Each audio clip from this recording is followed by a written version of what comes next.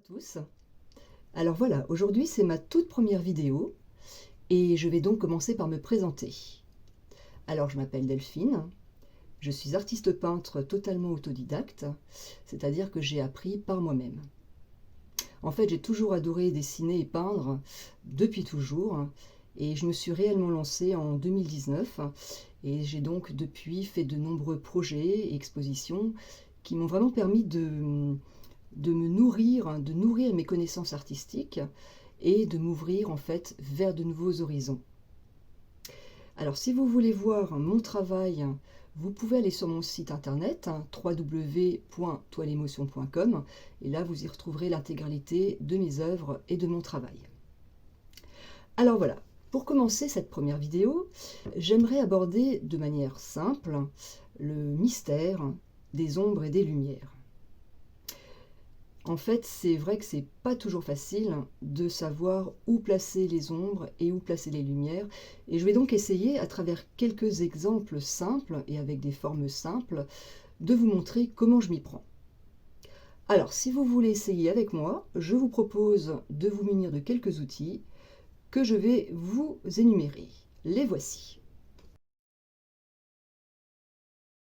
Il vous faudra un crayon HB clair, un crayon 8B foncé, un crayon 4B moyen, un crayon très noir et une règle. Et donc les différentes nuances seront utilisées pour faire les dégradés. Alors, on peut commencer par tracer un cercle.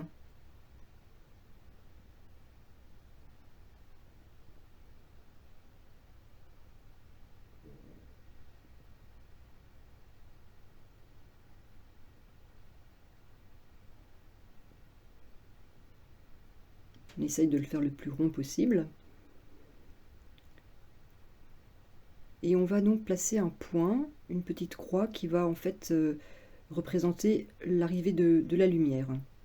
Donc ici sur le dessin, ce sera en haut à gauche. Ensuite, on va tracer avec la règle une ligne qui passe donc de chaque côté de l'objet et la ligne horizontale qui représente le plan.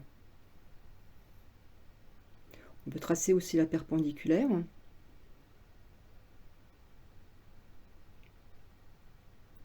Voilà. Donc par rapport à la lumière qui vient de en haut à gauche, on peut donc tout à fait imaginer que le point lumineux, le point le plus clair de la boule sera donc en haut dans l'axe de la lumière et en dessous, toute cette partie-là sera donc dans l'ombre, puisque cette partie est cachée de la lumière. Et c'est dans cette partie-là que l'ombre en fait de la boule en fait sera dessinée.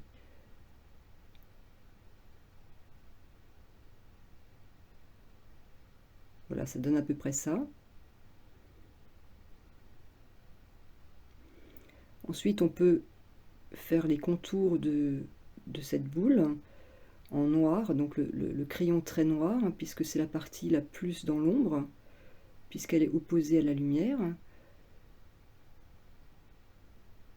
Et plus on va remonter sur le contour de cette boule vers la lumière, plus la teinte va légèrement s'éclaircir pour passer de l'ombre totale à la lumière. Et c'est ce qui crée aussi le volume et la forme.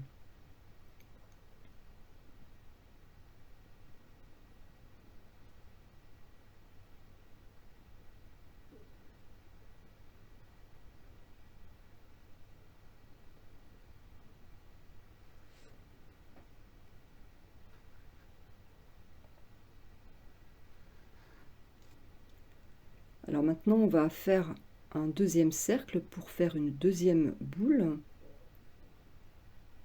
Donc pareil, on essaye de faire un cercle qui est à peu près la même taille que le premier.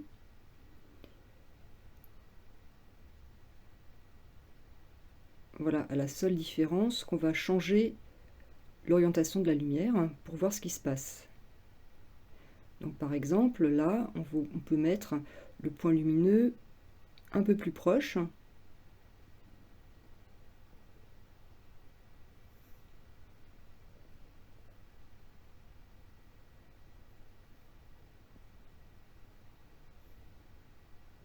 Voilà, on fait le plan horizontal.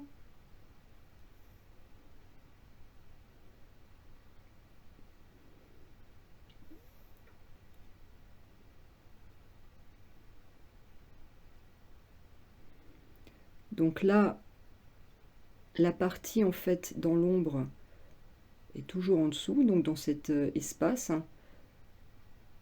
Elle est légèrement plus petite que le premier exemple. Et en fait, on peut l'élargir parce qu'en fait, je vais vous montrer tout à l'heure que tout dépend de quel angle on se place par rapport aux yeux. Et donc, on ne voit pas les choses de la même façon.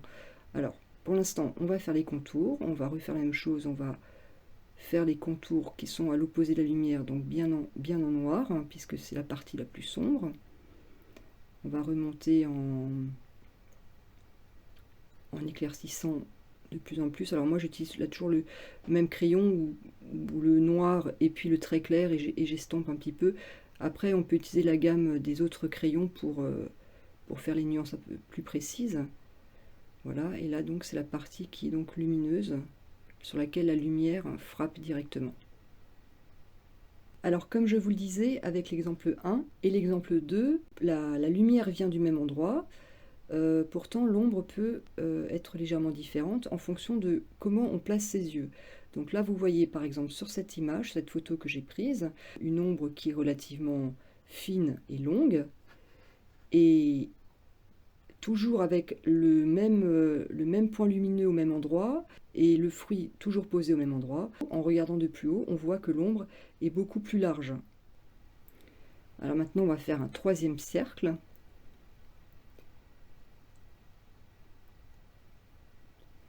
Toujours le même principe, on essaye de faire un cercle le plus rond possible et puis de la même taille que les précédents. Et là, on va placer le point lumineux à l'opposé, donc plutôt venant de la droite. Donc de la même façon, on va retracer la ligne horizontale, qui est le plan sur lequel est posée la boule, puis les lignes de lumière qui contournent en fait, qui touchent l'objet.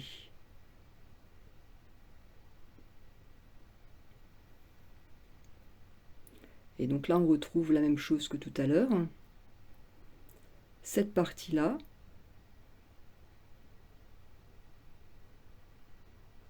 c'est donc la partie qui est cachée de la lumière et donc sur laquelle on peut dessiner l'ombre.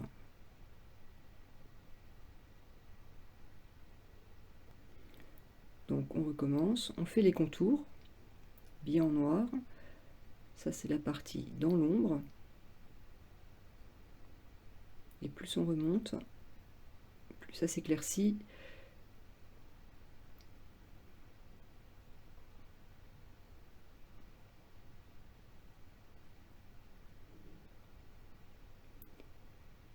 Pour arriver au point donc le plus clair, le plus lumineux, sur laquelle, enfin, l'endroit sur lequel la lumière frappe directement.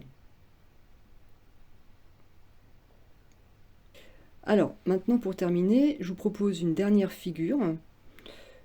On peut imaginer que c'est un bâton, une baguette, assez fine.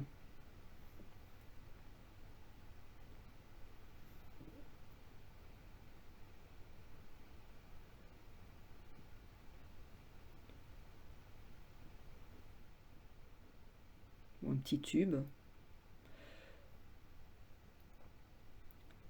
Et là, de la même façon, on replace un point qui représente l'arrivée de la lumière. On trace la ligne de la lumière, le plan au sol.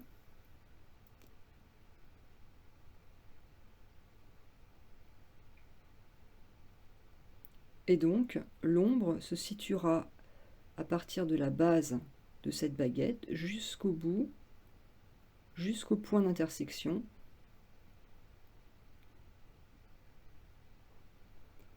Alors là, on peut rajouter de la même façon le côté opposé à la lumière, donc qui est forcément sombre, dans l'obscurité, et le faire légèrement dégradé jusque devant, en laissant la partie face à la lumière plutôt dans les tons blancs, pour montrer donc que la lumière frappe sur cette partie de l'objet. J'espère que cette vidéo vous aura plu, et je vous dis à bientôt.